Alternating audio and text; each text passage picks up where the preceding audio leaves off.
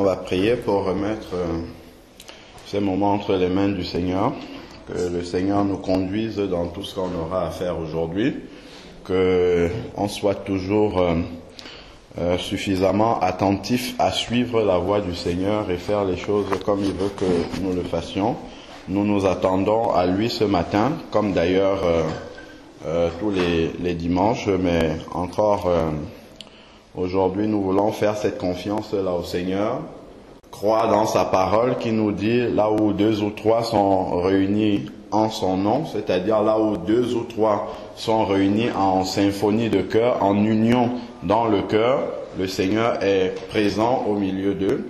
Donc nous allons prier également pour les frères et sœurs qui sont encore sur le chemin, mais nous allons surtout demander également au Seigneur qu'il puisse mettre à nous tous dans notre cœur que vraiment il est important que lorsqu'on a un rendez-vous avec lui, tout comme dans le monde séculier, nous faisons tout pour être à l'heure dans nos rendez-vous, que aussi dans la présence de Dieu, nous puissions être à l'heure. Je passais tout à l'heure à côté du stade, je vois des gens qui sont en train de jouer au foot. Eux, ils ont leur match de foot, ils ont un plaisir à passer sur le terrain de foot et ils ne dérogent pas, ils respectent l'heure, ils viennent tôt pour un plaisir éphémère, alors que nous venons manger une parole qui va rester en nous jusque dans l'éternité, mais on ne s'empresse même pas.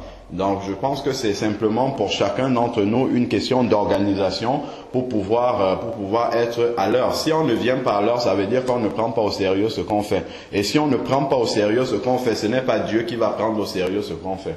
Si on ne prend pas Dieu au sérieux, il ne nous prend pas au sérieux non plus. Si nous prenons Dieu au sérieux, à ce moment-là, Dieu aussi va commencer à prendre tout ce qu'on fait au sérieux.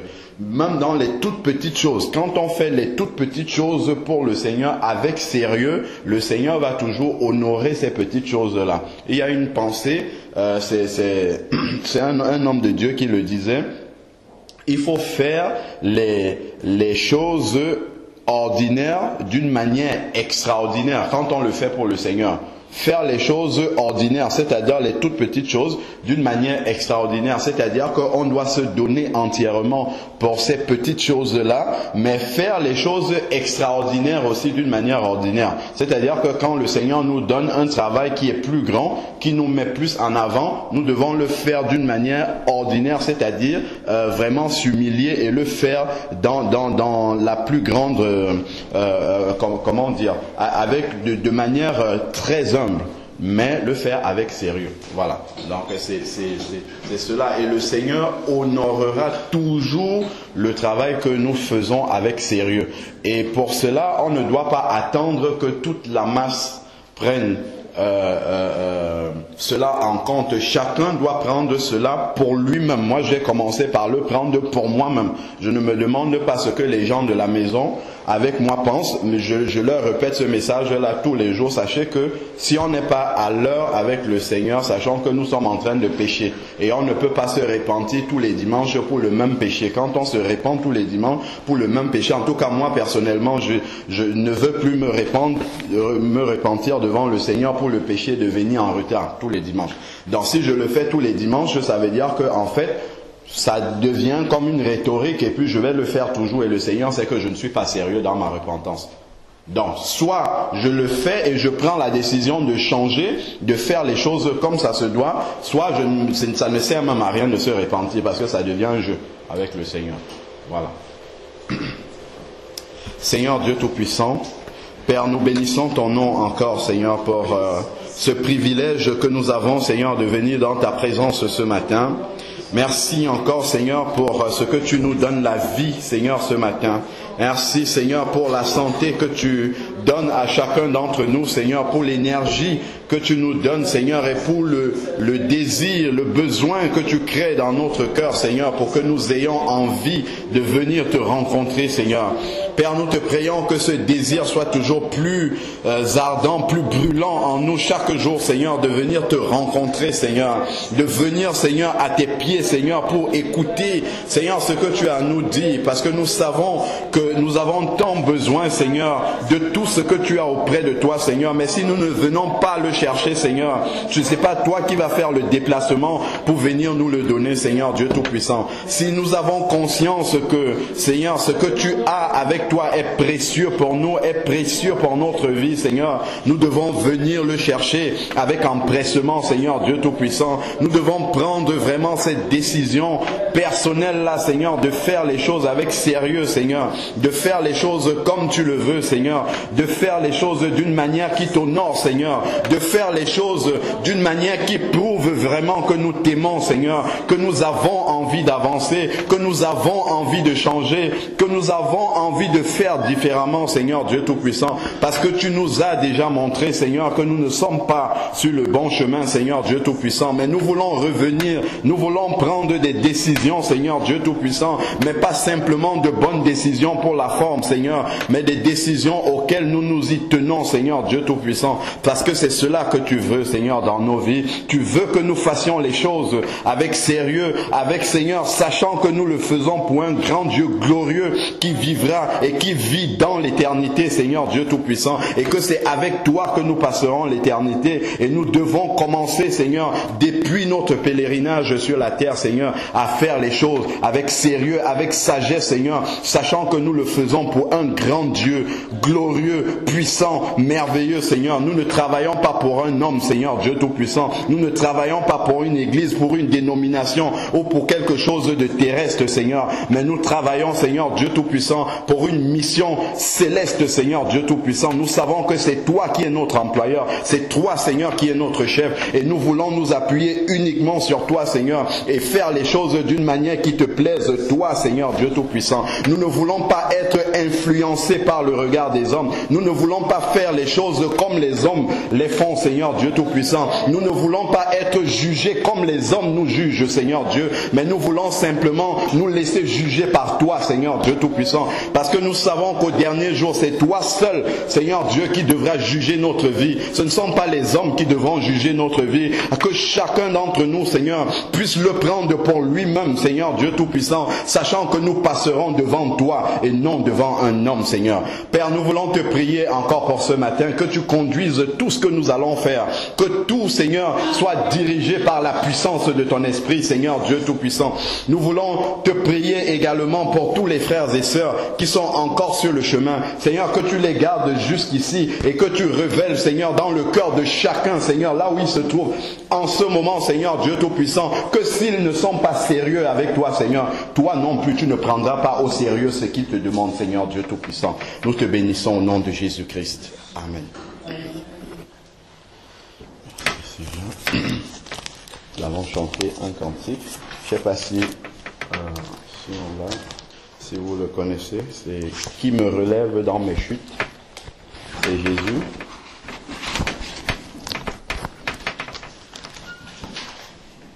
Qui me relève dans mes chutes.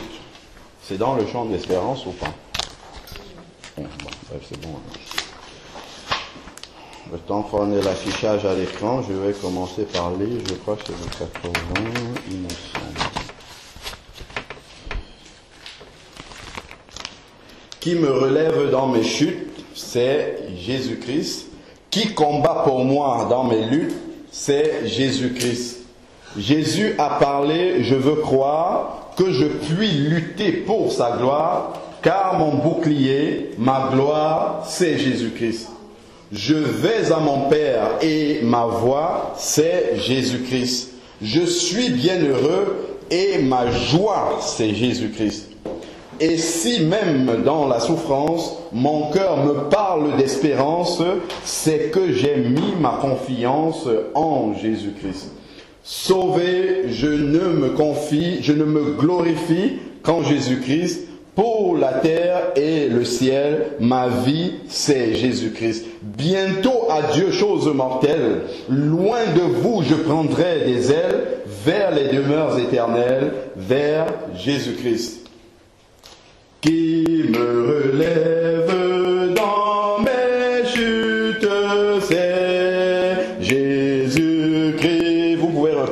moins c'est Jésus-Christ. Au moins vous n'avez pas besoin des paroles. Moi je vais lire les paroles et puis vous allez répéter c'est Jésus-Christ.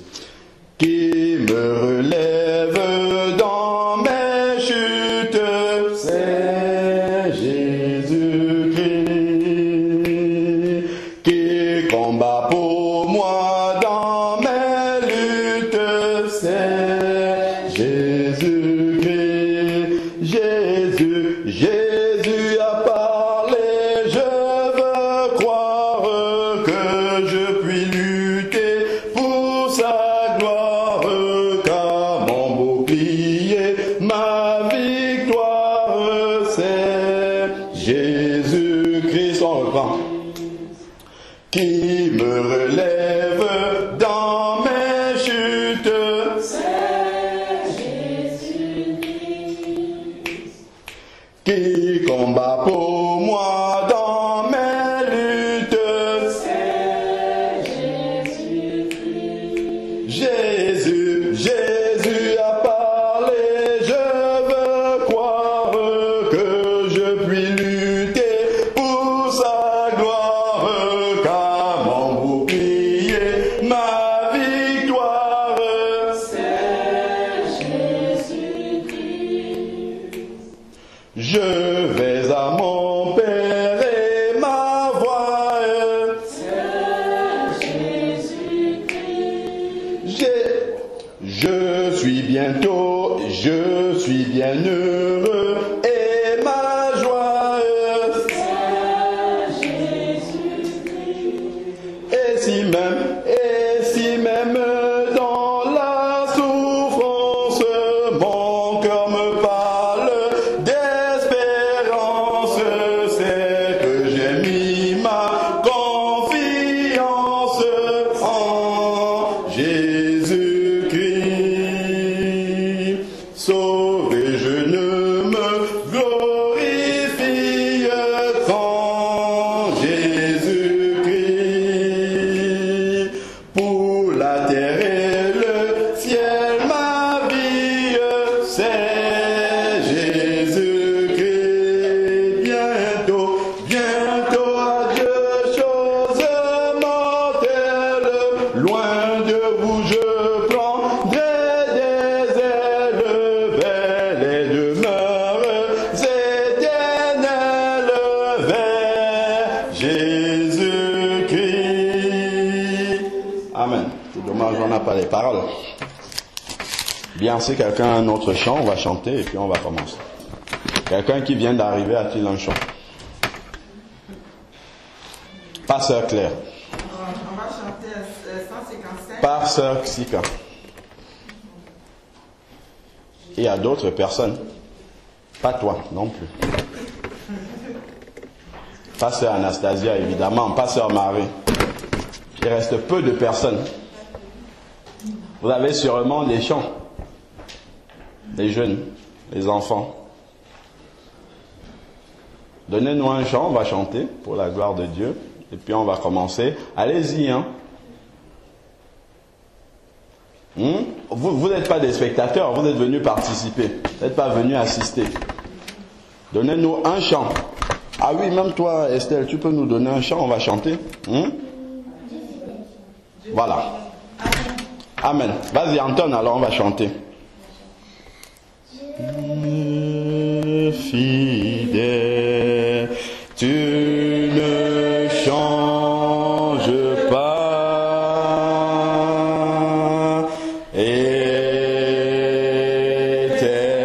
éternel, mon rocher, ma paix, Dieu puissant, je m'appuie sur toi et je crie vers toi, car tu es mon Dieu et je crie vers toi. J'ai besoin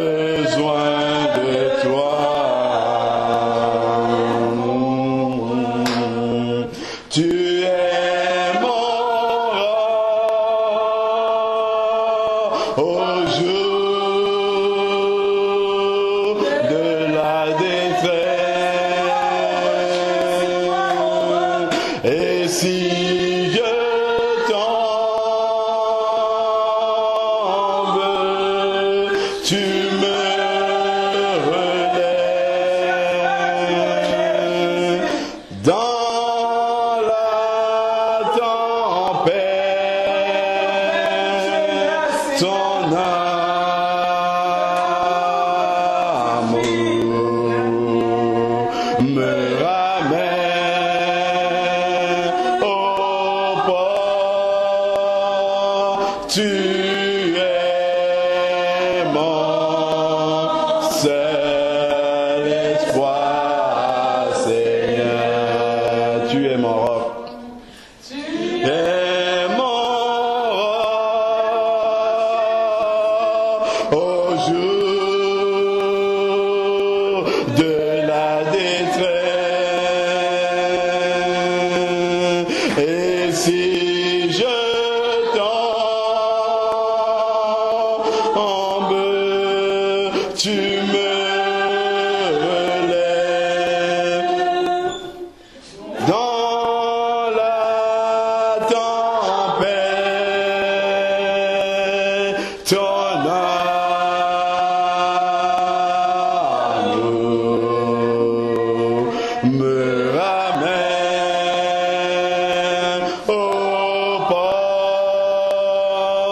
Tu es mon seul espoir, Seigneur. Élève ta voix pour adorer le Seigneur. Élève ta voix pour glorifier le Seigneur. Ouvre ta bouche pour dire au Seigneur ce qu'il est pour toi, ce qu'il est pour ta vie. Oh Seigneur, tu es le roc, tu es le rocher inébranlable, Seigneur, sur lequel, Seigneur, j'appuie ma vie, sur lequel, Seigneur, je m'appuie pour vivre, Seigneur. Lorsque tout vacille, Seigneur, Dieu Tout-Puissant, nous savons que tu es toujours là, Seigneur. Tu es le roc inébranlable, Seigneur. Oui, Seigneur, nous nous appuyons sur toi, parce que nous savons, Seigneur, que lorsque tout est secoué dans le monde, Seigneur, lorsque tout bouge, Seigneur, Dieu Tout-Puissant, toi tu es toujours là, Seigneur. La Bible nous dit, Seigneur, ta parole nous dit que lorsque l'arche, Seigneur, de Noé était là, Seigneur, lorsque le déluge était sur la terre, Seigneur, toi tu étais assis sur ton trône, Seigneur. Cela nous montre combien, Seigneur, tu n'es pas affecté, Seigneur, par toutes les circonstances, Seigneur, qui bougent dans tous les sens, Seigneur, par le bouillonnement de ce monde, Seigneur. Ton trône n'est point ébranlé, Seigneur, et nous voulons célébrer encore ce grand Dieu-là, ce grand Dieu qui ne change pas, ce grand Dieu qui n'est pas affecté par les circonstances, ce grand Dieu qui n'est pas touché par les catastrophes qui arrivent dans ce monde.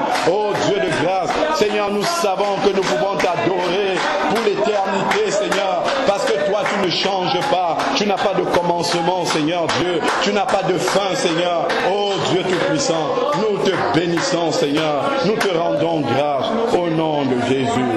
Au nom de Jésus, béni sois-tu, Seigneur. Gloire à toi encore, Seigneur. Oh Père éternel, prends contrôle, Seigneur, de ces moments.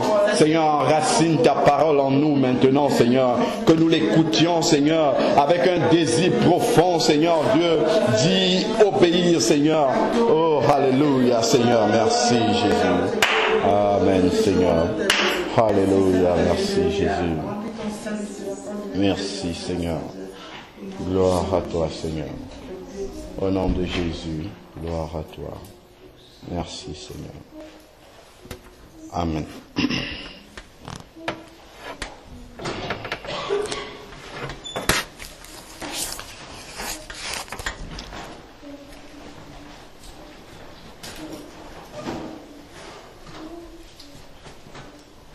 Alors, depuis longtemps,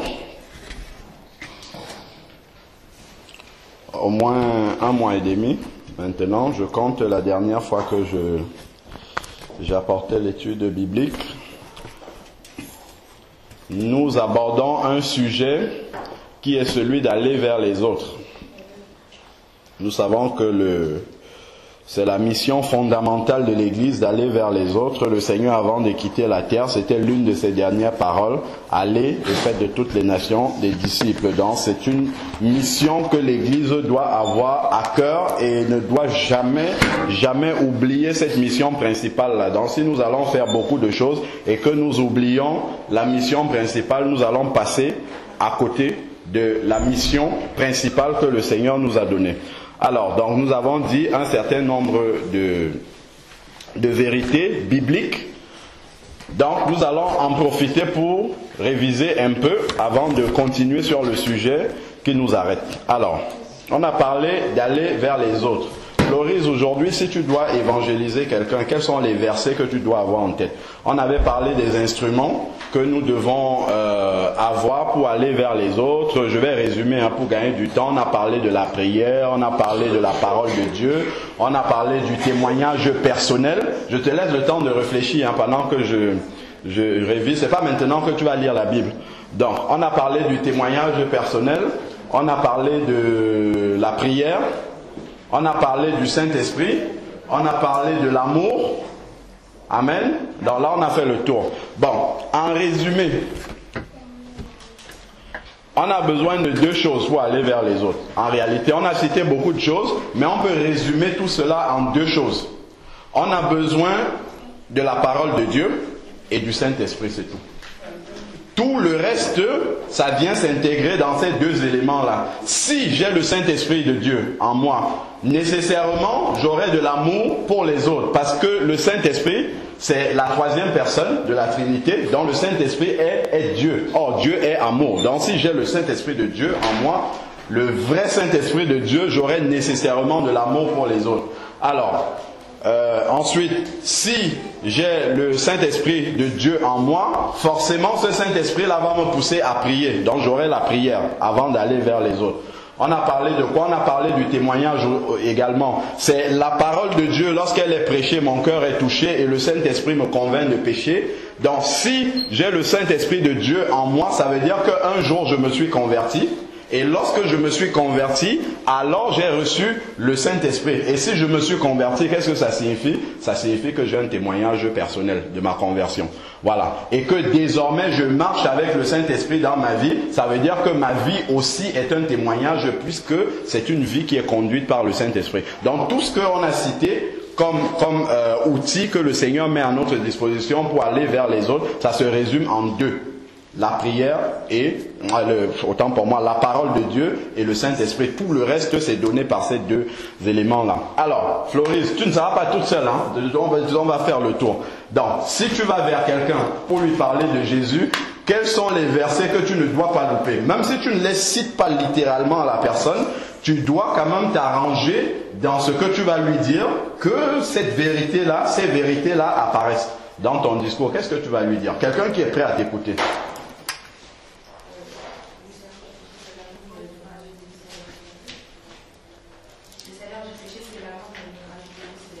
Voilà, Romains 6, 23. Le salaire du péché, c'est la mort, mais le don gratuit, voilà. Donc tu lui annonces déjà qu'il est pécheur et que le salaire du péché, c'est la mort. Alors,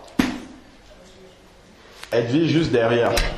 Si tu vas annoncer l'évangile à quelqu'un, on a déjà dit le salaire du péché, c'est la mort. Qu'est-ce que tu dois lui dire d'autre comme verset que tu dois absolument avoir en tête et que tu vas essayer de glisser dans la discussion? Tu n'es pas obligé de tous les citer, hein. Normalement, tu dois tous les savoir par cœur, mais pour toi, ça sera un seul aujourd'hui, ce matin. Qu'est-ce que tu vas lui donner comme verset?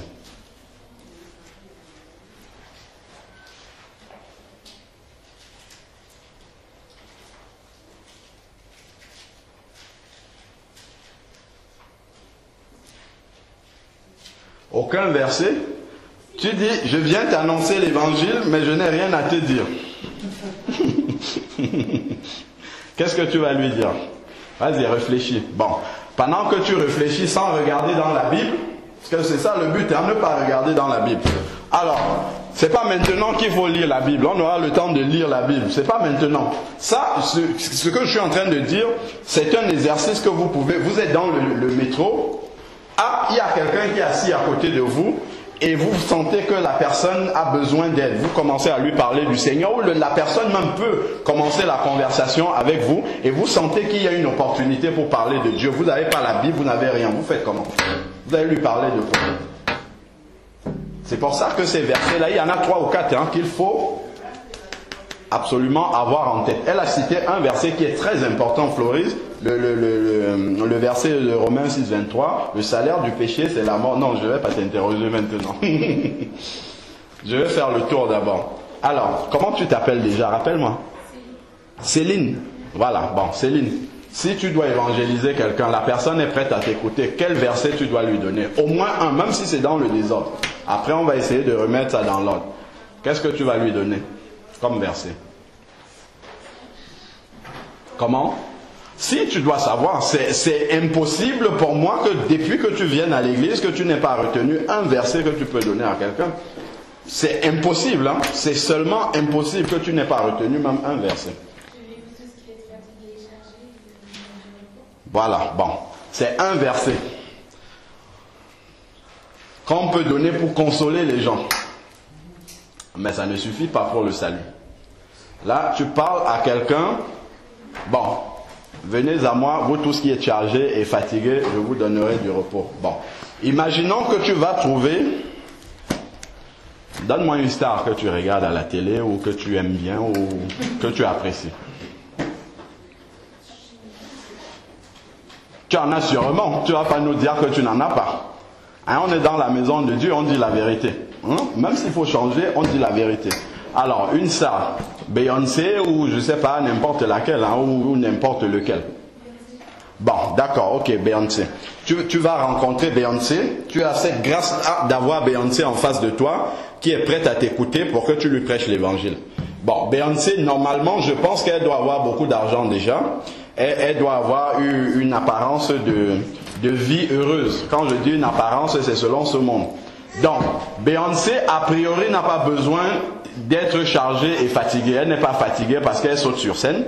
Elle n'est peut-être pas chargée, peut-être elle a des problèmes qu'on ne connaît pas, mais imaginons que son argent arrive à résoudre tous ses problèmes. Qu'est-ce que tu vas lui dire? Elle n'est pas chargée, elle n'est pas fatiguée.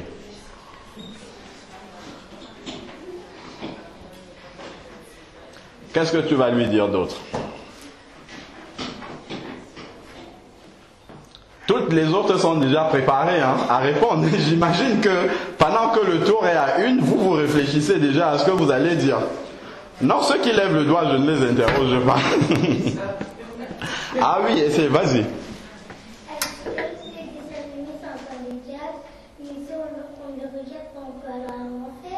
Ah, bon. Elle c'est ce qu'elle peut dire à une petite fille comme elle. Que si on regarde les dessins animés qui sont diaboliques, on peut aller en enfer. Bon, elle a retenu quelque chose. Ça, en fait, ce qu'elle vient de traduire, elle a traduit dans son langage à elle ce que Floris vient de dire. C'est-à-dire que le salaire du péché, le péché c'est quoi? C'est regarder les dessins animés diaboliques, on peut aller en enfer. Toi tu vas dire le salaire du péché, c'est la mort. Donc elle n'a pas retenu le verset, elle ne le connaît pas, mais dans sa réalité à elle, elle dit la même chose que toi. Et ce qu'elle dit, un enfant peut bien comprendre ça directement.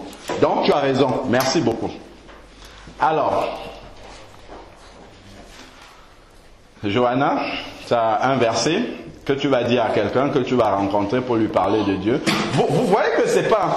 on peut se mettre là, on parle de beaucoup de choses compliquées, mais si on n'a pas les quelques bases qu'il faut, ça ne sert à rien.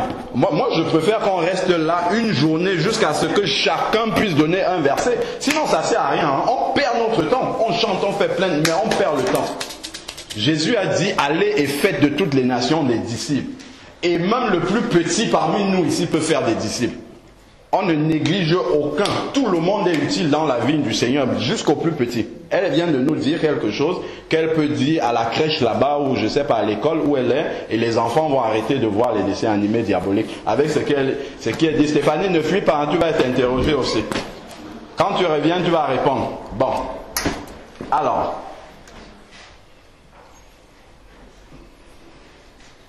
Delali. Est-ce que tu as un verset, si tu vas rencontrer quelqu'un qui veut entendre parler de Dieu, tu dois l'amener à Jésus. C'est une personne qui n'est pas convertie. Qu'est-ce que tu vas lui dire? Un seul verset. Fort, qu'on écoute bien. Oui? Non, je n'entends pas. Tu dis pas seulement pour moi, pour nous tous. Si tu veux te lever, si tu veux crier, vas-y, crie. C'est le moment maintenant.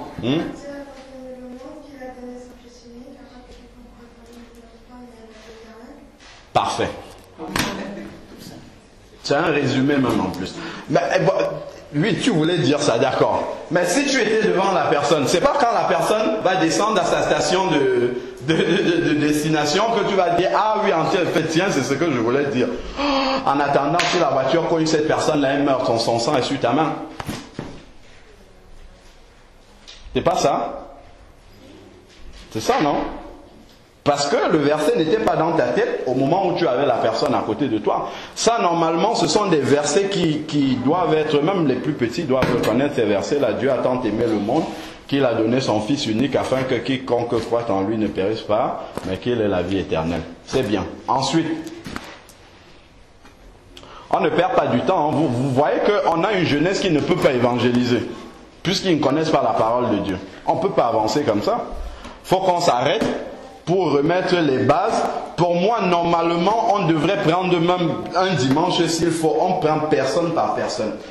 Vous donnez ces versets-là jusqu'au fond. C'est ça qu'on doit faire. C'est ça qu'on doit faire. Chacun doit pouvoir parler de Dieu à quelqu'un. Parler de Dieu, c'est pas simplement venir se mettre devant et prêcher. Ça, c'est bien pour ceux qui arrivent à le faire parce que Dieu leur a permis d'avoir ce don-là. Mais chacun doit être capable de parler de Dieu avec les versets qui vont à l'appui. Sinon, ça ne sert à rien tout ce qu'on fait. Ça ne sert à rien si on ne peut pas cumuler chaque chose qu'on apprend. C'est-à-dire, quand on apprend quelque chose de nouveau, ça vient se casser sur ce qu'il y avait déjà. Vous voyez, la responsabilité d'évangéliser, quand il dit allez et faites de toutes les nations des disciples, ça ne s'adresse pas à des pasteurs ou à des prédicateurs. Ça s'adresse à tout le monde dans l'église. Et quand on dit ça s'adresse à tout le monde dans l'église, ça veut dire qu'au moment où on va passer devant Dieu pour rendre compte de notre vie, il va nous poser à tout le monde la même question. Autant aux enfants qu'aux adultes. Il va poser les mêmes questions à tout le monde. Est-ce que tu étais à un endroit où tu avais l'occasion, même si tu ne lis pas ta Bible, qu'on te le dise? Oui, tu étais là, tu étais à l'église, tu l'as entendu. Pourquoi tu ne l'as pas retenu? Je voudrais dire quelque chose. Oui. Quand Dieu met quelqu'un devant nous, quand on est rempli du Saint-Esprit, sur le champ, parfois tu peux pas rentrer d'emblée dans la parole de Dieu. Oui. Dieu peut te conduire, te révéler, mettre les mots qu'il faut à cette personne-là. D'accord. Comme vendredi, j'étais au marché de Villiers. Il y a une vieille dame, je l'ai tendue en chrétien. Elle dit, oh non, ça je connais, tout ça là. Elle était âgée, une personne âgée qui doit avoir 80 ans, mais les personnes âgées qui ont la grâce d'être fortes. Mais les mots que Dieu avait mis dans ma bouche, c'était, est-ce que vous savez qui vous a donné cette force-là? Mais il y en a qui sont dans des maisons de retraite, qui sont cloués ou qui ont perdu la tête. Mais vous avez la force, vous portez vos paniers, vous savez. Ah, je veux bien savoir. Je dis, Seigneur, fais-nous grâce. Je ne veux même pas écouter, c'est pas grave. Mais sur moi, qui lui a donné sa force? Cette question-là, ça va au moins la préparer. Et si la personne te donne le temps d'écouter, et là tu rentres dans la parole de Dieu, t'accordes le temps. D'accord. Parfois l'Esprit de Dieu nous conduit tantôt d'une manière, tantôt d'une autre. D'accord. Alors, vous avez écouté ce que la sœur Anastasie a dit. En fait, ce qu'elle dit est très important.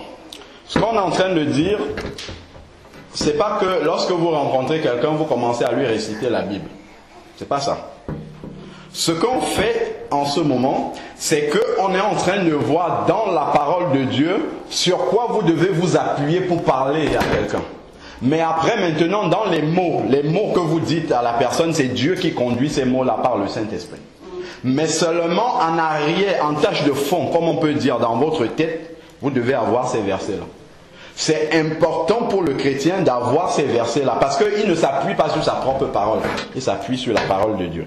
Ça ne veut pas dire que nécessairement vous allez réciter ces versets-là à la personne. Non, c'est en fonction des circonstances que vous allez parler à cette personne-là, et d'une manière ou d'une autre, vous avez vu ce que la petite a fait. Elle a dit quelque chose, elle dit la même chose que Floris, mais Floris a cité un verset de la Bible, mais elle le dit avec un exemple. Donc si tu connais la parole de Dieu, si tu connais le verset en question, tu peux parler d'une circonstance de la vie de la personne qui intègre l'accomplissement de ce verset-là. Vous voyez, sans citer le verset. Mais si tu ne connais pas le verset à la base, tu n'auras même pas de fondement pour trouver. Elle arrive à le dire, qui vous donne cette force-là, parce qu'en arrière-plan, il y a la parole de Dieu qui te permet de dire que c'est Dieu seul qui crée l'être humain et c'est Dieu seul qui peut donner cette force-là. C'est parce qu'elle connaît la parole de Dieu qu'elle peut dire ce qu'elle a dit. Mais si tu ne connais pas cette parole-là, tu ne peux pas aller comme ça, tu ne t'appuies sur rien, tu t'appuies sur ta propre connaissance, parler à quelqu'un. Non. Donc c'est pourquoi il faut avoir la parole de Dieu comme base et ensuite, en fonction des circonstances maintenant, adapter ce que vous allez dire aux personnes que vous rencontrez. Mais ces versets-là doivent être clairs et précis dans la tête. On doit avoir ces versets-là. Vous avez compris? Dans ce qu'elle dit, elle ne veut pas dire qu'il ne faut pas connaître la parole de Dieu. C'est pas ça. On connaît la parole de Dieu, on sait les versets qu'on doit dire. Moi, par exemple, ça fait 1 an et demi que je discute avec un collègue musulman dans le même bureau tous les jours, mais je ne lui cite pas les versets de la parole de Dieu. Parce qu'il ne les connaît pas. Et je sais que je peux le repousser à certains moments avec ces versets-là. Mais à certains moments, quand il veut vérifier, il va ouvrir la Bible. À ce moment-là, je lui dis, va dans tel passage, tu lis ce qui est écrit dedans. Vous voyez? Mais je lui parle du Seigneur parce que je sais quels sont les versets qu'il faudrait qu'il sache. Et je le conduis vers là. Par exemple, le salaire du péché, c'est la mort. Le don gratuit. Bon, parce qu'il me parle des œuvres bonnes et des œuvres mauvaises qu'on perd. Je lui dis, combien d'œuvres bonnes tu penses que tu as déjà fait? Donc à partir de ce mois, est-ce que tu penses que tu es juste? Quand tu vois la sainteté de Dieu, est-ce que tu penses qu'un jour, tu peux même approcher la sainteté de Dieu? Non. Mais Dieu veut que tu sois saint comme lui. À partir de ce moment-là, en fait, ce sont des versets bibliques que je suis en train de lui dire, mais je ne les cite pas. Vous voyez, donc quand tu as la parole de Dieu, tu peux parler à quelqu'un sans vraiment citer littéralement les versets de la Bible, mais tu t'appuies sur ces versets-là pour lui dire des choses qui vont toucher son cœur. Parce que c'est la parole de Dieu seule qui peut toucher le cœur de quelqu'un, conduit par le Saint-Esprit. Mais si ce sont nos propres paroles, ça ne va rien faire dans le cœur de quelqu'un. Alors, je résume pour ceux qui viennent d'arriver. Nous sommes en train de demander quels sont les versets de la parole de Dieu que nous devons avoir lorsque nous allons parler du Seigneur à quelqu'un. On va épuiser ces versets-là avant de passer. Il y en a 4 ou 5, pas plus. Mais chacun doit les savoir. Pour l'instant, parmi ces versets-là, il n'y a que Floris qui a cité un bon verset. Bon, tout le reste de ce qu'on a dit, c'est aussi bon. Mais dans la situation précise d'amener une âme au Seigneur, elle a cité un verset qui est bon. C'est Romains 6, au verset 23. Le salaire du péché, c'est la mort, mais le don gratuit, voilà, c'est la vie éternelle. Le don gratuit de Dieu. Donc maintenant, on continue à avancer.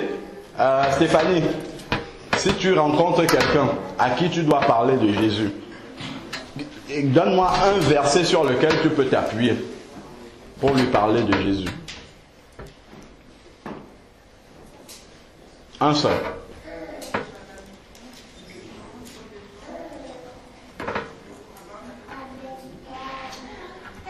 Choisis un parmi le nombre de versets que tu connais. Comment? Moi, je n'entends pas.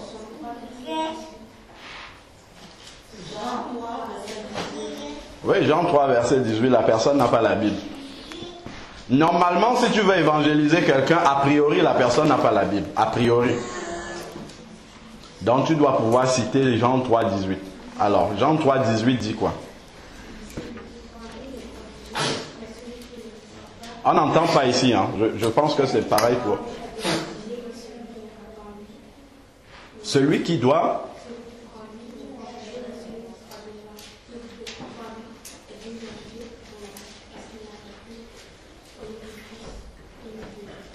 D'accord. Bon. C'est un très beau verset. Très bien. Bon. Oui, ma soeur.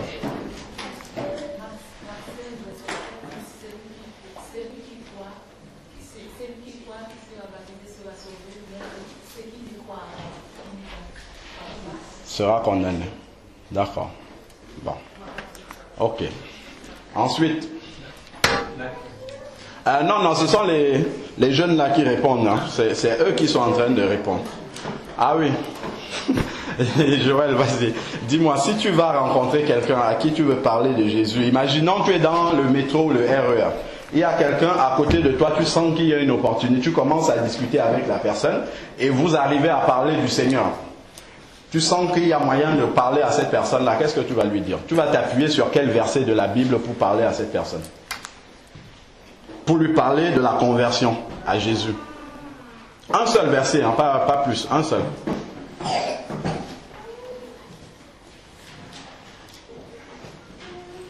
Choisis un parmi les nombreux versets que tu connais. D'accord. Ok. 1 Thessaloniciens, verset 4. 5, verset 15. Et qu'est-ce que 1 Thessaloniciens 5, verset 15 dit?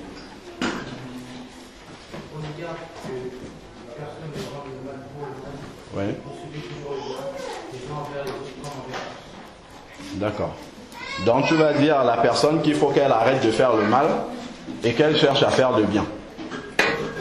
Ok, bon. C'est possible. Normalement, un bon musulman fait aussi le bien.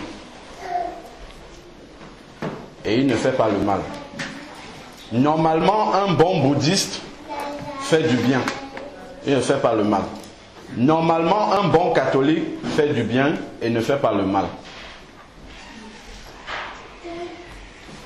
Donc, normalement, si je m'appuie sur ce que tu viens de me dire, tous les gens que j'ai cités là doivent être sauvés aussi.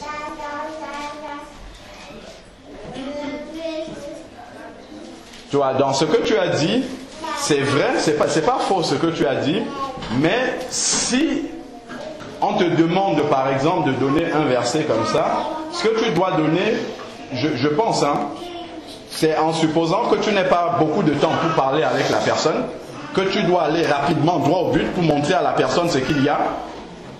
Donc tu vas donner à la personne vraiment un verset qui lui permet de se remettre en question. Tu vois? Or, si tu lui parles simplement du bien et du mal, c'est bien. Mais les autres religions, en tout cas les religions, parce que le christianisme, c'est pas une religion, les religions parlent justement du bien et du mal. Donc tu n'auras pas fait la différence entre justement le Jésus que tu veux lui annoncer et tout le reste. Parce que après toi, un musulman peut venir lui dire la même chose. Il lui dit il faut faire du bien, il ne faut pas de mal. Toi, donc si tu dois aller droit au but, il faut que tu lui trouves un verset qui tout de suite le touche. Tu vois? On connaît beaucoup de versets, c'est vrai. On les connaît souvent un peu en désordre, mais je pense qu'il y a quelques versets, je vais vous les redonner parce que je le donne dans presque toutes les prédications ici. Mais apparemment on n'a pas bien retenu, peut-être parce qu'on parle beaucoup et puis finalement on ne retient pas l'essentiel. Je vais redonner les quelques versets là de tête, comme ça, je ne vais même pas lire. Pour que chacun de nous retienne ces versets-là. Il faut que, je vais devoir avancer, il faut qu'on arrive à retenir ces versets-là. Quand on va voir quelqu'un, si on ne connaît pas ces versets-là, c'est pas bien. Il faut qu'on les connaisse. Parce que lorsque tu connais ces versets-là, en fait, tu as tous les cas de figure qui vont se présenter devant toi, de personnes que tu essayes de conduire au Seigneur. Tu pourras t'appuyer sur ces versets-là pour parler. Et tout le reste des versets que vous connaissez, que vous avez cités, viendront en renfort, en fait. Viendront pour compléter ce que vous avez déjà dit. Alors, le tout premier verset qu'on doit retenir, je crois, si je ne me trompe, mais il faut vérifier pour moi, c'est dans Romains 5, 12, où il est dit que le péché est entré dans le monde par un homme, Adam, et c'est toujours par un homme que le péché a été ôté. C'est-à-dire que ça, c'est une introduction pour dire à la personne que tel qu'il est né, peu importe si ses parents étaient les plus saints du monde, il est né étant un pécheur.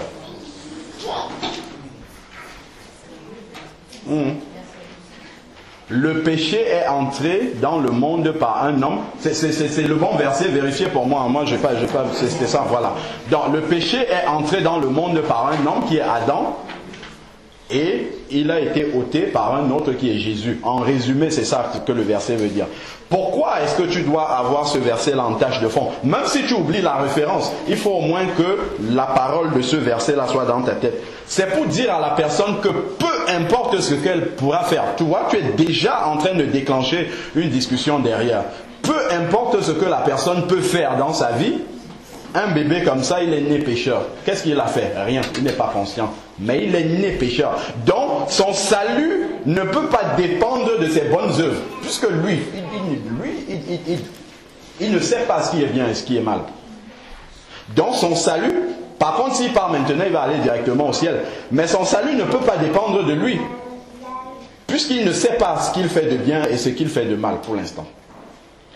Donc, déjà, à partir de là, tu peux dire à quelqu'un que peu importe toutes les bonnes œuvres qu'il va faire, peu importe s'il donne sa vie pour les autres, il est un pécheur quand même. Parce que le péché, tu nais avec. Ça, c'est déjà le premier élément. Là, ça pose déjà une première question à cette personne. Est-ce que je peux être sauvé? Puisque je suis pécheur? Tu vois, on est déjà, première pierre, c'est de montrer aux gens qui sont pécheurs. Et la toute première, c'est de montrer que de manière même involontaire, ça ne dépend même pas de lui. Dès qu'il naît, il naît comme un pécheur. Et là, le verset que Floris a cité, à ce moment-là, peut s'appliquer. Le salaire du péché, c'est la mort. Donc, il naît étant condamné pour l'enfer. Ça, c'est d'abord le diagnostic que tu dois poser dès le début. Fondation. 2 versets. En 2 versets, normalement, si la personne réfléchit un peu, elle comprend que là où elle est, elle n'a aucune certitude d'aller nulle part si elle meurt. C'est l'enfer. Le péché est entré dans le monde, Romains 5,12, par un homme qui est Adam, et c'est transmis à l'ensemble des générations suivantes. Donc on est pécheur. Et Floris a dit, le salaire du péché c'est la mort, c'est Romains 6,23.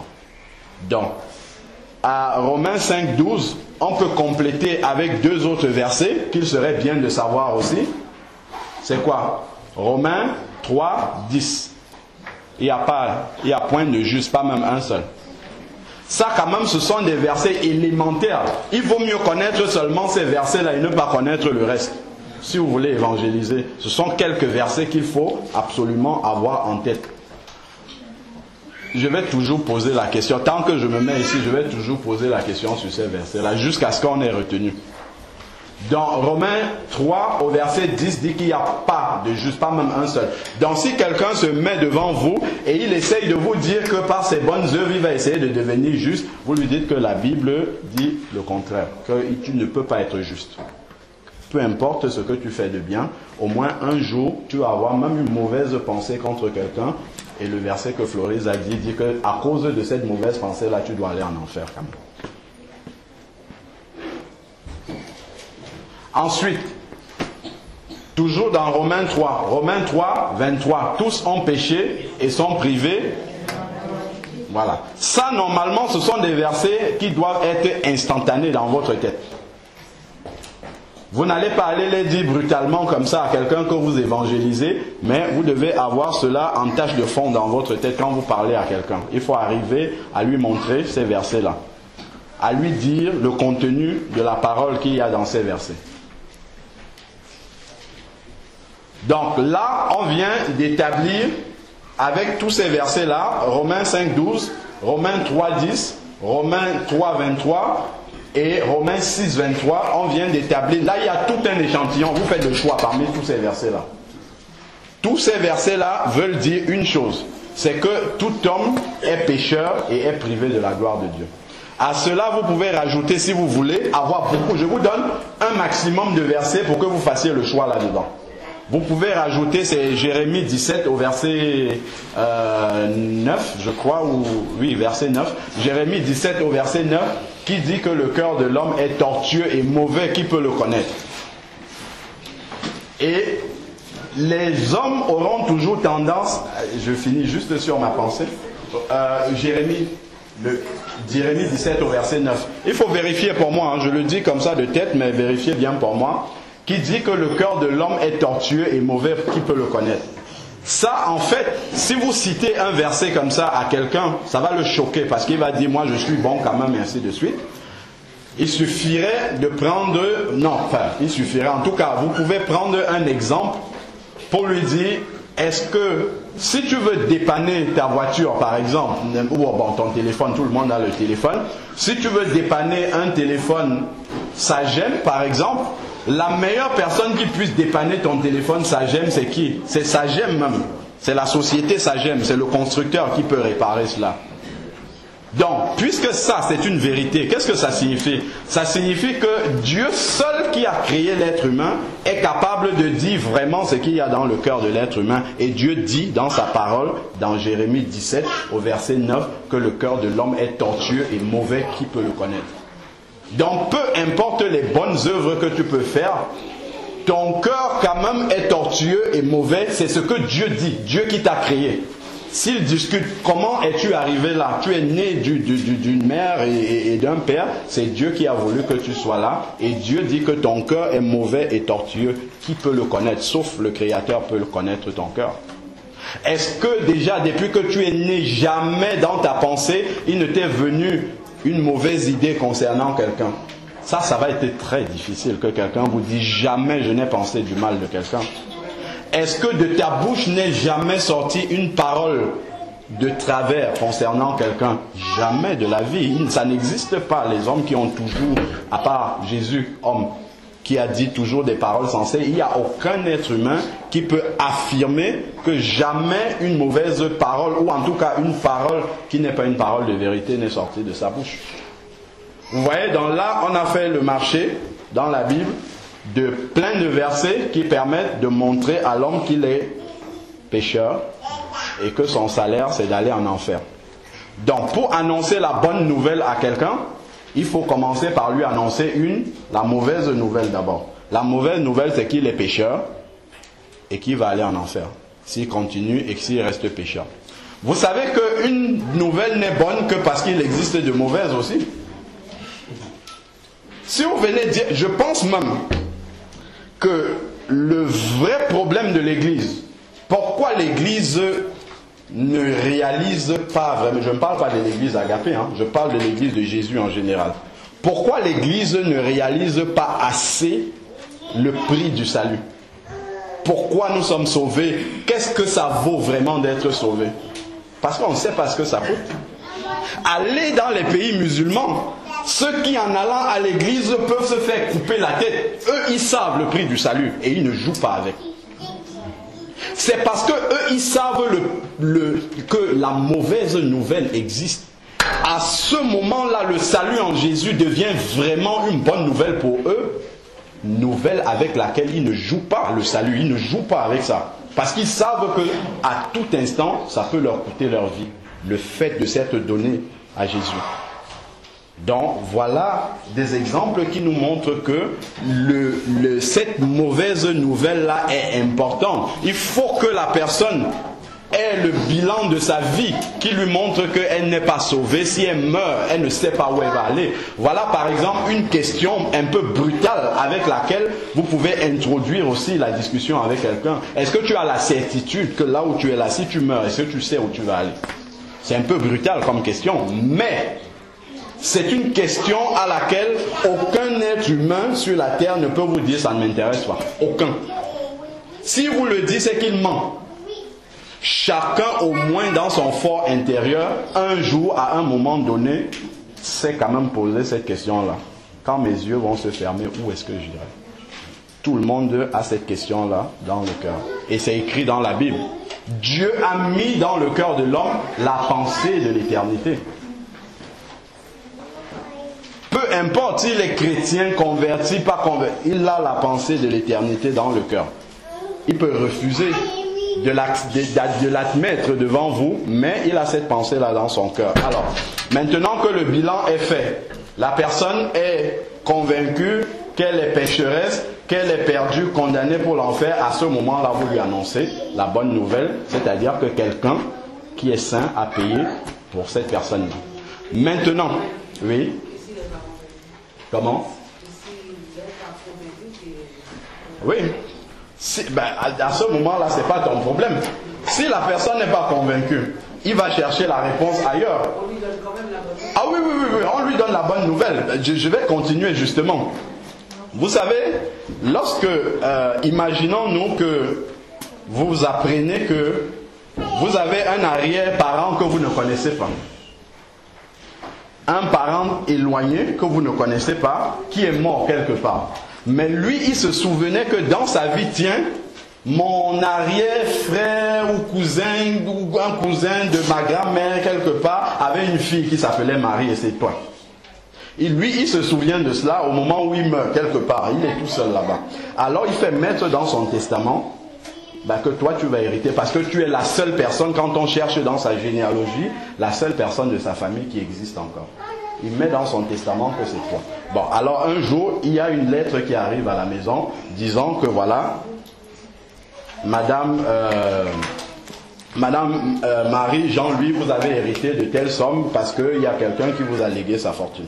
Est-ce qu'à partir de ce moment-là où on te l'annonce, est-ce que tu peux commencer, on te donne même l'estimation, on te dit, je sais pas moi, c'est 100 millions d'euros, est-ce que tu peux commencer à les utiliser? Non. Tu ne peux pas commencer à les utiliser. Pour commencer à utiliser cette somme-là, tu as besoin, voilà, d'aller rencontrer un notaire, celui qui a le testament entre les mains.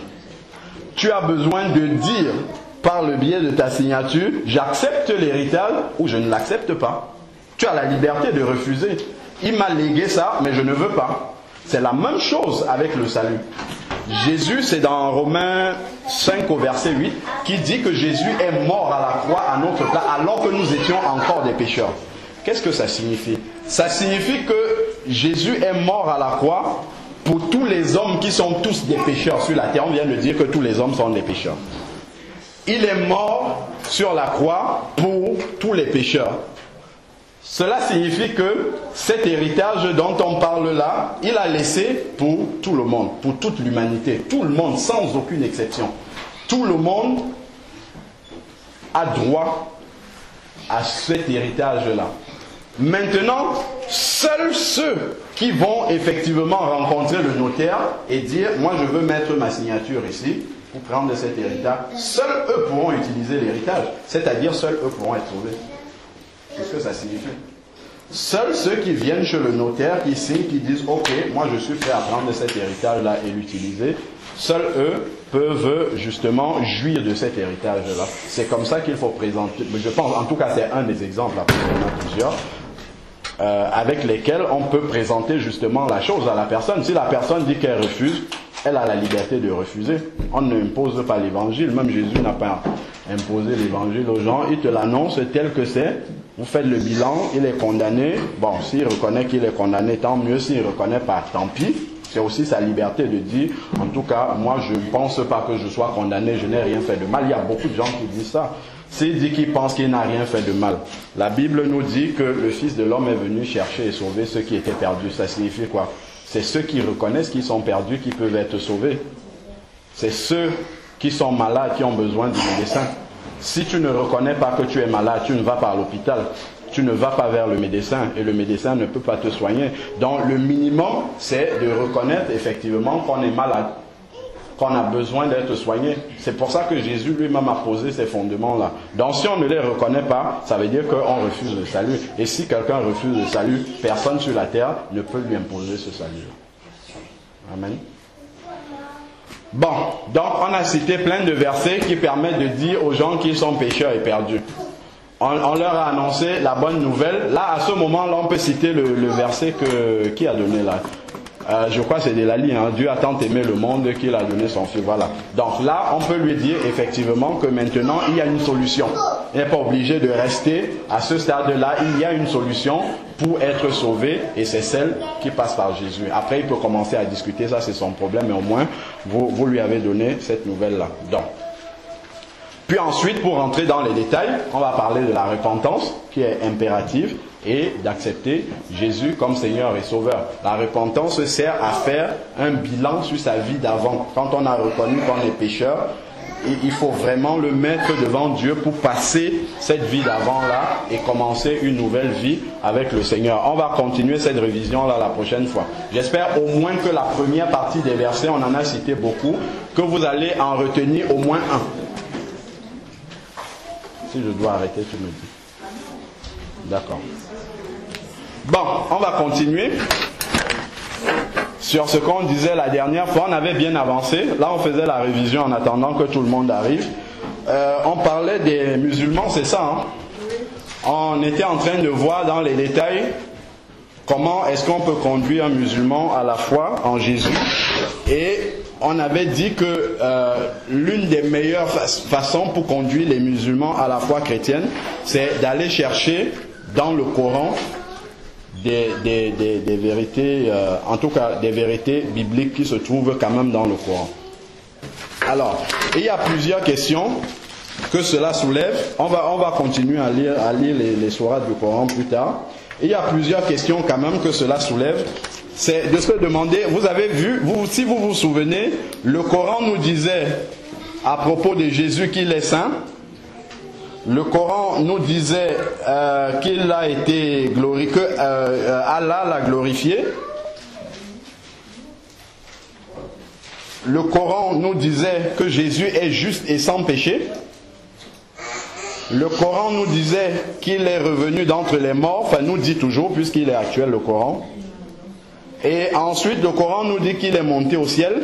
Le Coran nous dit aussi surtout, et ça c'est ce qu'on devait retenir dans la sourate 3, du verset 48 au verset 49, et verset 5-46. Je ne sais pas si on l'a lu, le 5-46.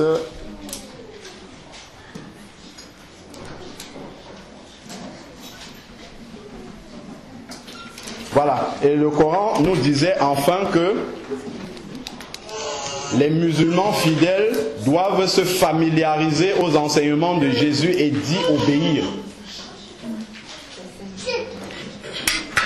Par la grâce de Dieu, mon collègue m'a offert un Coran, le voici. Et j'ai vérifié, on peut vérifier toutes ces sourates là, c'est écrit là-dedans. Imaginez-vous que vous allez parler de Jésus à un musulman. Les versets qu'on a cités là, ils sont là, et vous allez seulement avec le Coran. Vous avez déjà gagné une première bataille. C'est que quand il va voir le Coran, il aura envie de discuter avec vous. Par contre, si vous venez seulement avec la Bible, et vous avez plusieurs chances qu'ils ne discutent même pas avec vous, parce que c'est des gens qui ne discutent pas. Donc, vous venez avec le Coran, vous avez souligné dedans les sourates qu'on a citées là, vous venez, il va forcément discuter avec vous. Chacun de nous peut avoir un Coran. J'étais me renseigner à Auchan, Val de Fontenay, ils vendent des Corans à 4,70 €. Vous pouvez avoir un Coran. Vous êtes sûr que si vous avez un Coran, vous allez pouvoir discuter avec un musulman. Bon. Et retenir bien les différentes sourates. Je pense que déjà, si on retient seulement les sourates qu'on a citées là, ils ne peuvent pas discuter avec vous. Alors, les enseignements de Jésus ont été consignés par ses disciples en détail dans les évangiles. Ça, c'est ce que le Coran nous dit dans la sourate 5, verset 111. Alors, sourate 5, verset 111 nous dit « Et quand j'ai révélé aux apôtres, ça c'est le Coran qui le dit, hein, et quand j'ai révélé aux apôtres ceci, croyez en moi et mon messager, c'est Dieu qui parle. Et quand j'ai révélé aux apôtres ceci, croyez en moi et en mon messager, c'est-à-dire Jésus, il dit, nous croyons, ce sont les apôtres qui répondent, ils disent, nous croyons et attestent que nous sommes entièrement soumis. Nous croyons et attestent que nous sommes entièrement soumis à cette parole qui a été transmise par le messager. Ensuite, dans la sourate 5 au verset 111 nous dit que les disciples ont été inspirés par Allah, c'est ce qu'on vient de voir, pour croire en Jésus et en son message. C'est ce qu'on vient de lire là. Ensuite, la sourate 61, après je vais laisser, pour ceux qui veulent vraiment, il y a quelques personnes qui ont déjà le papier, après je laisserai ceux qui veulent photocopier pourront photocopier. Alors, la sourate 61, au verset 6 et au verset 14, identifie aussi bien Jésus que ses disciples comme étant des auxiliaires d'Allah. La sourate 61 au verset 6 et verset 14. Verset 6 nous dit ceci. Et quand Jésus, fils de Marie, dit: ô enfants d'Israël, je suis vraiment le messager d'Allah, envoyé à vous, confirmateur de ce qui est dans la Torah. Écoutez bien, confirmateur. Jésus est venu confirmer ce qui est dans la Torah, confirmateur de ce qui est dans la Torah, antérieur à moi et annonciateur d'un message à venir après moi, et dont là il parle de Mohammed, d'un messager à venir après moi, dont le nom sera Ahmad.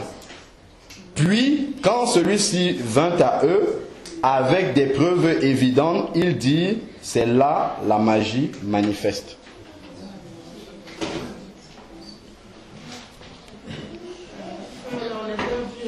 Oui, je comprends, moi aussi. Alors, donc, je reprends. Je reprends déjà ce que la sourate dit, et ensuite on va la lire.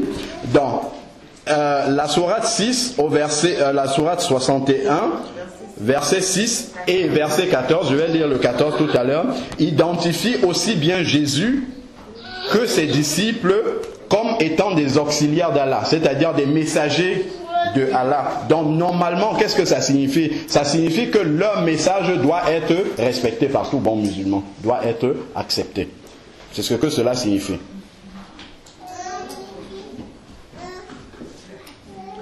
Alors, je vais avancer un peu plus loin pour vous donner vraiment les sourates les plus importantes. Le Coran enseigne aux musulmans à soutenir et à obéir aussi bien à la Torah qu'aux évangiles. Alors,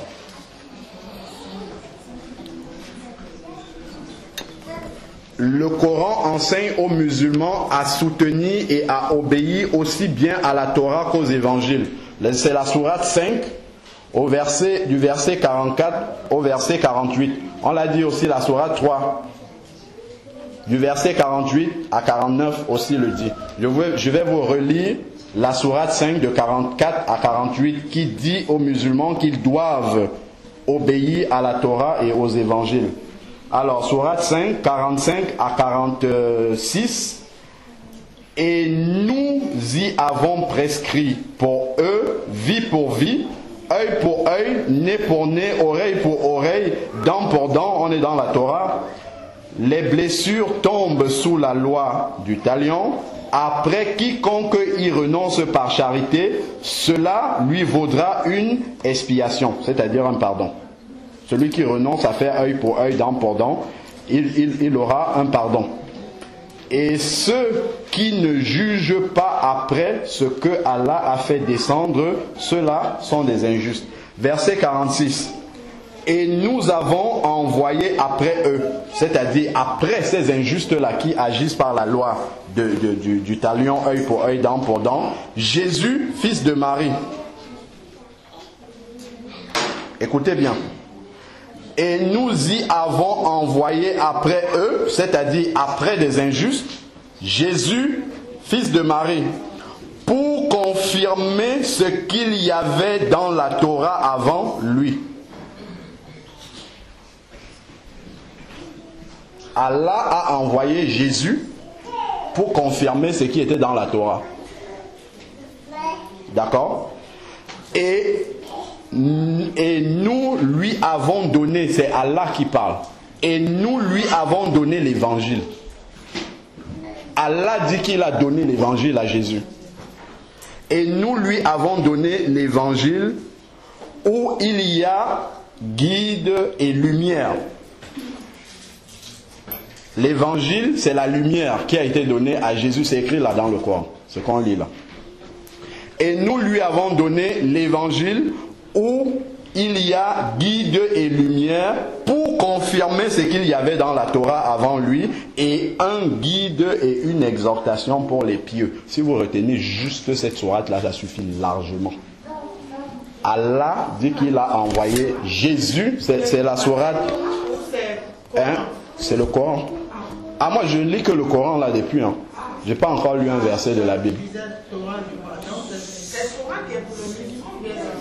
La Torah c'est pour les juifs et les chrétiens. La Torah c'est l'Ancien Testament. La Torah, le Coran, oui, ça c'est pour les musulmans, mais la Torah c'est l'Ancien Testament en fait. Bon alors, donc il dit, je redonne bien la sourate 5, versets 44 à 48, il dit qu'il a envoyé Jésus pour les injustes, c'est-à-dire pour les perdus, pour ceux qui font du mal. Et il a donné à Jésus l'évangile et confirmé la Torah. Ça veut dire quoi? C'est Allah qui le dit ici. Ça veut dire que, comme on l'a déjà vu précédemment, les musulmans doivent, puisque c'est un envoyé d'Allah, ils doivent respecter et obéir aux enseignements de la Torah. C'est écrit là noir sur blanc dans le Coran et aux évangiles. Puisque c'est un message qui a été envoyé par Dieu pour eux aussi. Bon. Je vais d'abord laisser ça sur le côté. Moi, ça me pose un problème. Ça ne me pose pas un problème, mais ça m'a fait me poser une question. La question c'est comment un livre qui n'est pas le livre de Dieu peut contenir de telles informations.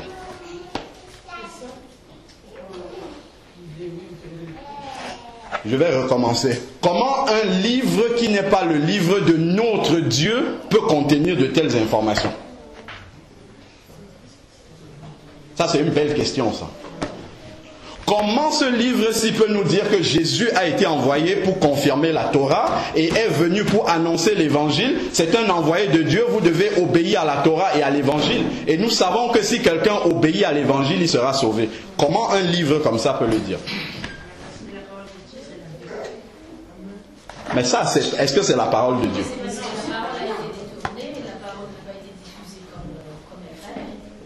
Quelle parole? Celle-ci ou celle-ci? Ça a été détourné. Parce que quand on voit les témoins de Jéhovah, parce que moi j'ai suivi une seule fois avec une amie qui étudie avec les témoins de Jéhovah, oui. C'est la seule chose que j'ai entendu dire, et puis j'avais dit à mon amie d'arrêter parce qu'elle disait pour Dieu, Jésus-Christ était inférieur à Dieu. Oui, bon, d'accord, ok. Comme il ne nous reste pas beaucoup de temps, je vais juste avancer rapidement sur la question. Et on pourra rediscuter sur le fait que ça a été falsifié ou pas. Bon. Moi, en tout cas, pour ce qui me concerne, les musulmans disent que la Bible a été falsifiée. Je crois que c'est toi qui l'as soulevé et c'est vrai. J'ai discuté avec eux. Ils disent que le livre qu'on a entre les mains n'est pas la bonne version. Bon, il y a beaucoup de réponses à cela. Vous avez entendu parler des manuscrits de Qumran qui ont été découverts en 1947 et qui nous révèlent, qui nous donnent tous les rouleaux des livres de la parole de Dieu qui datent de 2 siècles avant Jésus-Christ. Et c'est exactement ce qu'on a là, dans l'Ancien Testament. On a des écrits qui datent pratiquement du 2e siècle, c'est-à-dire 100 quelque chose après Jésus, qui sont exactement ce qu'on a là-dedans. Donc c'est bien, si quelqu'un vous dit que votre livre est falsifié, qu'il vous donne d'abord les preuves. C'est pour ça que moi je ne dirais pas que c'est falsifié, parce que je n'ai aucune preuve. Donc je ne dirais pas que c'est falsifié.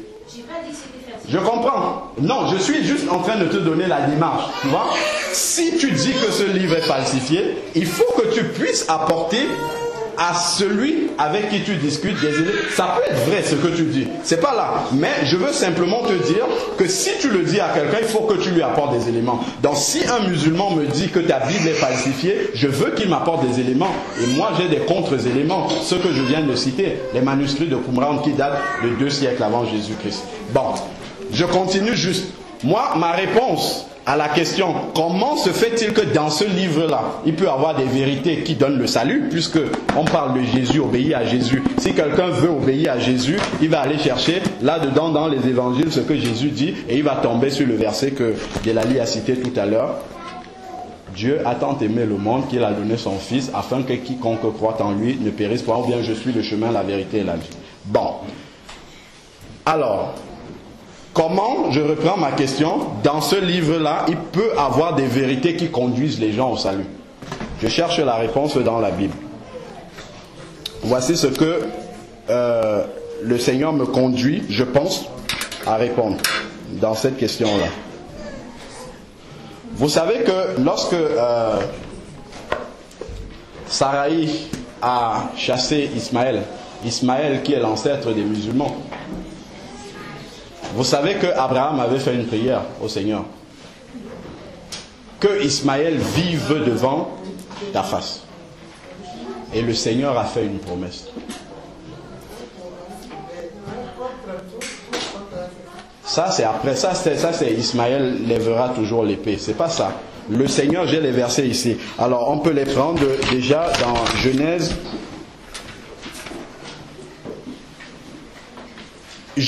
17 au verset 20. Excusez-moi hein, si je déborde un peu du temps. Je veux juste qu'on comprenne ce que la démarche qu'on est en train de faire là. Parce que c'est pas pour rien qu'on est en train de faire ça. Il faut qu'on comprenne ce que ça signifie. Alors, on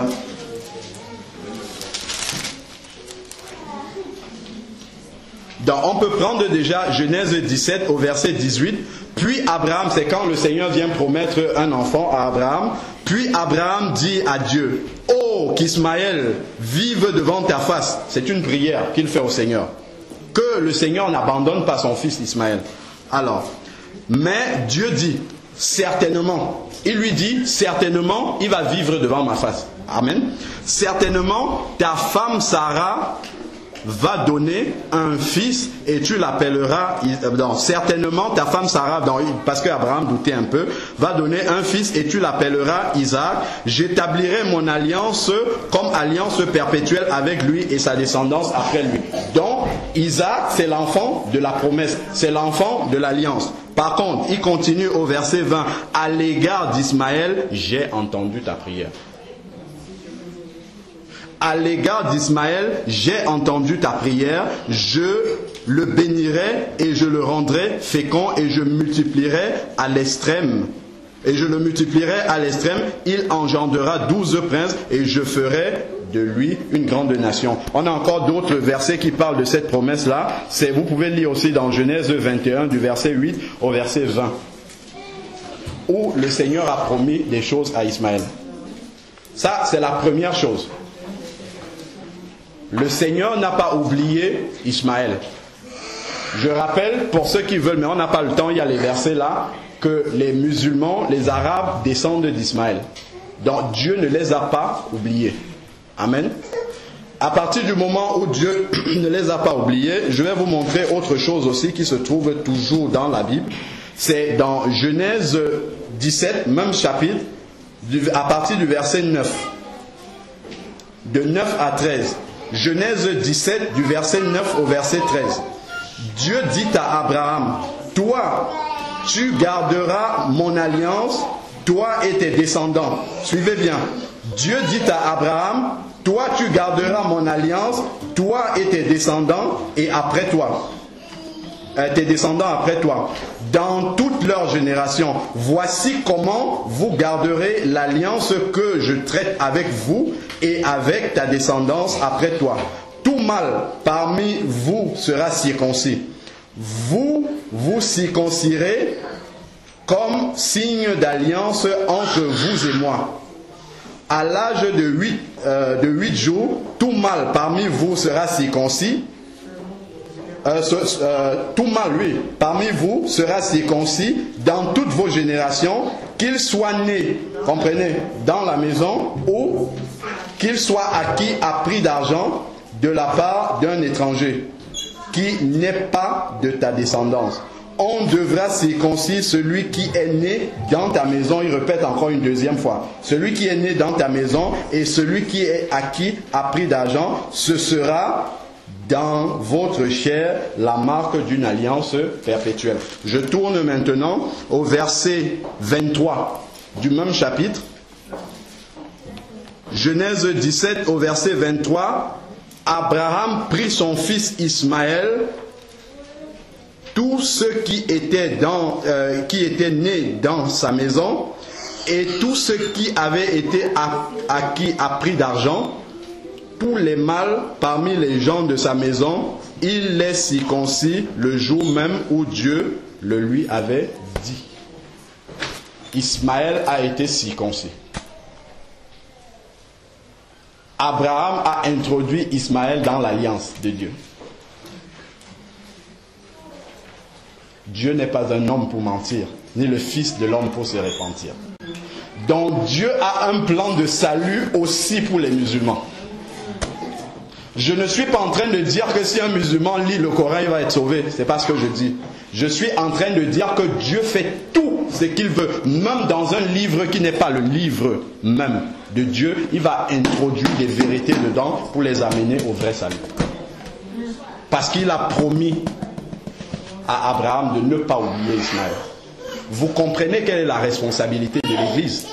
Quand Paul dit que tous les Juifs seront sauvés au moment où Jésus va venir et qu'ils vont le reconnaître, nous avons pour mission d'aller annoncer l'évangile aux Juifs, parce que s'ils ne croient pas en Jésus, ils ne vont pas être sauvés. Nous avons de même, parce qu'il a dit que Isaac était le fils de la promesse, nous avons aussi le devoir d'aller vers les enfants d'Ismaël. Pareil, pour leur annoncer ce salut qui passe par Jésus. C'est aussi le devoir de l'Église. Donc il ne faut pas négliger les enfants d'Ismaël. Il faut trouver le moyen d'aller vers eux pour réaliser la promesse de Dieu. Et ceux qui sont achetés à prix d'argent, qui ont été aussi circoncis, les païens que nous sommes aussi entrés dans l'alliance de Dieu. Voilà les trois. Aller vers les païens, aller vers les juifs et aller vers les musulmans pour leur annoncer le salut de Dieu. C'est dans la Bible. Ils font pas. Dans aucun livre, vous n'allez voir des vérités comme ça sur Jésus.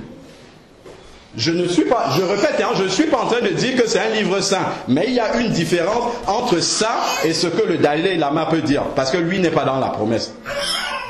Mais il y a une étroitesse dans l'alliance d'Abraham avec Ismaël.